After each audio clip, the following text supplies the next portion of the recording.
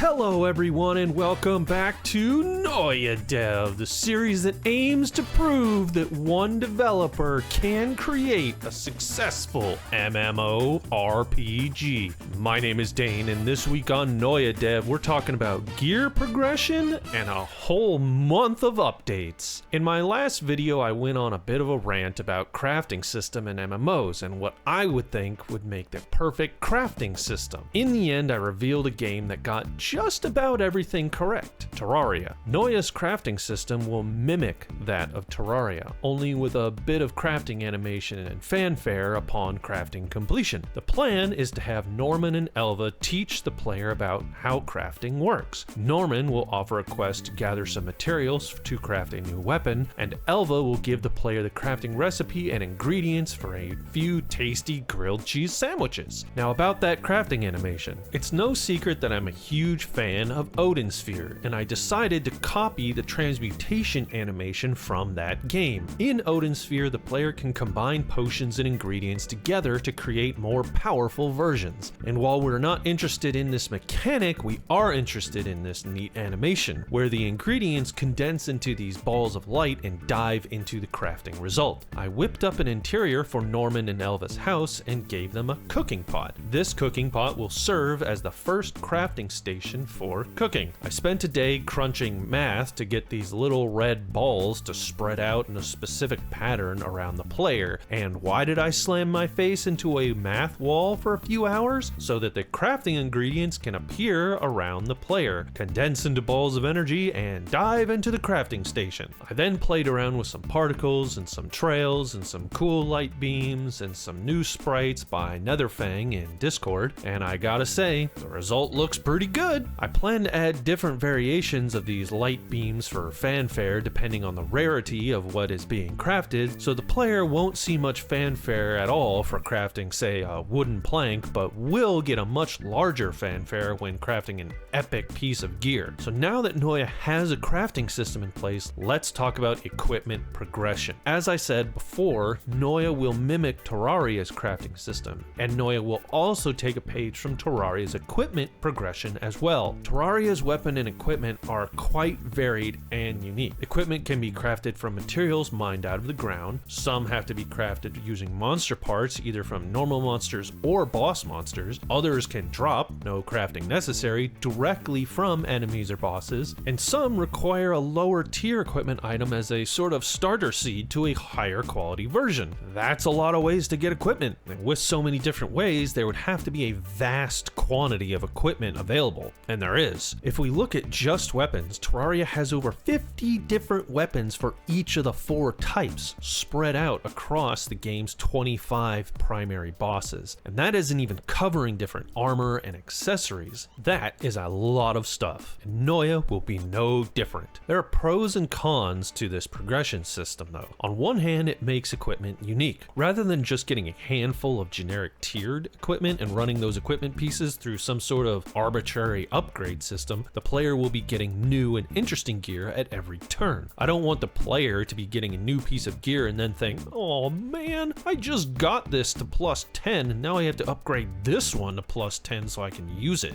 That's no fun. I would much rather that the player be able to loot and immediately use their new equipment if they see that they like it. On the other hand, this puts more strain on me, the dev, to come up with a mountain of weapons and equipment to make available. With that mountain of equipment, there needs to be a fairly large list of maps and areas to acquire these pieces of equipment and crafting ingredients. So I've been working on that. This is the rough draft of the world of Noia planned out in Milano. Not sponsored. I plan for Noia to have 16 different overworld maps with dungeons and various smaller connecting maps. This design is inspired by EverQuest 2, because of course it is. EQ2 sees roughly 2 overworld maps for every 10 levels worth of content, so Noia will have the same. 2 continents with about 5 biomes each. Each biome will have at least 2 primary areas, 1 area for solo play, and another more dangerous map designed for groups. This is something in my opinion that is sorely lacking in most modern MMOs. Open world group content. Each map is also slated to have its own instance dungeon as well. Plenty of single player content, plenty of group content, and more than enough content to scatter a small mountain of equipment across. That's enough talk about progression planning for now. Let's talk about what's been done over the last month, since the last video didn't really cover any progress made. I'm gonna go through this fairly quick because 15+ minute videos really take it out of me. We clearly have a new crafting system, and I'm pretty excited about this because the way it's set up, players can complete quests to upgrade certain stations to be bigger and better, and I can spread crafting stations around the world. Imagine having to journey to the heart of a volcano in order to craft a ring of What? I can't say ring of Oh. Imagine having to journey into the heart of a volcano in order to craft a non-descriptive and definitely not trademarked magical ring. I'm really looking forward to these possibilities. Another thing that you guys have been asking for is loot pop-up notifications, especially for the loot pets. If you didn't already know, players have to click on monsters individually in order to loot them, or there are loot pets available that will do this job for you. Problem is, there was no feedback to tell the player what they had looted, and now this is solved. When the player or a loot pet loots something, these little lines will appear above the player's head. Only the local player will see this, so you don't have to worry about seeing loot spam above everybody's head. Another small quality of life update is with the tab targeting. Before, tab targeting would only target the closest monster to the player. With a bit of logic rework, this function will now grab a whole list of monsters within 10 tiles of the player and cycle through them. Work is also progressing on the Beehive dungeon. I have gotten the first area mapped out here. I will be continuing to work on the rest of the dungeon itself and getting it all tiled out, as well as Mr. Fox with his rendition of the Behemoth boss, as well as Mal with his rendition of the Matron boss. So, look forward to that.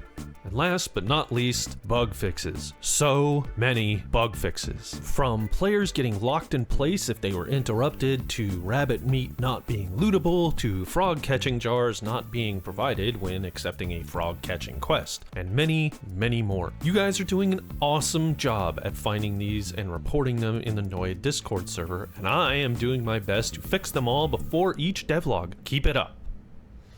And that's it for this week. There's a lot of work that has gotten done over this last month, despite the holiday and getting sick. A lot. I want to get a lot more work done on the Beehive dungeon, as the sprites for the bosses are being made as we speak and are almost done. So I want to have the dungeon fully tiled out and complete for when that art is done. I want to have a large chunk of the Beehive boss done by next devlog, so I gotta get back to work.